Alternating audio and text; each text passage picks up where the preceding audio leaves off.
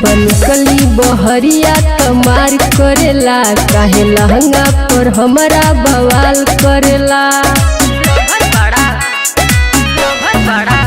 जब निकली बहरिया तमार करेला, काहे लहंगा पर हमारा बवाल करेला। तहरा बतिया से दिलवा में चोट लागता। ए बुची तारा दिलवा में खोट लागता। ऐसा का ए बुची तारा दिलवा में खोट लागता।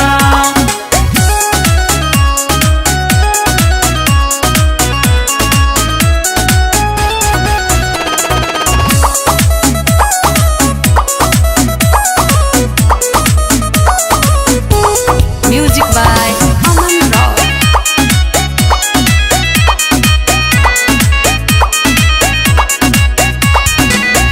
हमर सजल संवरल बेकार करेला, कब टूट के ना हमरा से प्यार करेला।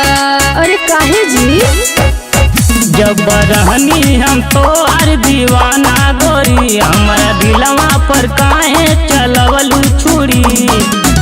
अब तो लहंगा के भीतर भी ओट लागता। ए बुची तारा दिलवा में खोट लागता। ए बुची तारा दिलवा में खोट लागता।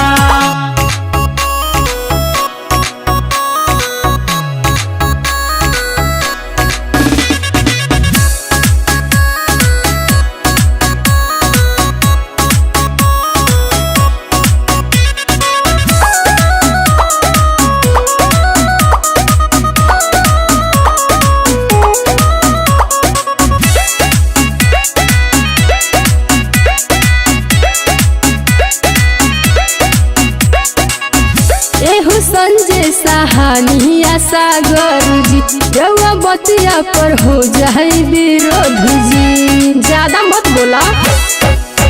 नहीं हमारा से तनको तू सट तारू, हमारा छुअला से का तू घट तारू। बोली पहले से ज्यादा तोहर मोट लागता। ए बुची तारा दिलवा में खोट लागता।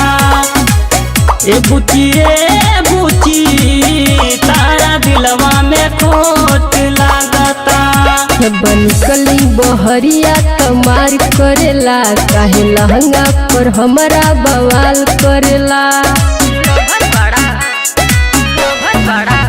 जब निकली बहरिया तमार करेला, काहे लहंगा पर हमारा बवाल करेला। तहरा बतिया से दिलवा में चोट लागता। ए बुची तारा दिलवा में खोट लागता। ऐसा का ए बुची तारा दिलवा में खोट लागता। लागता मार करवाइए देबू।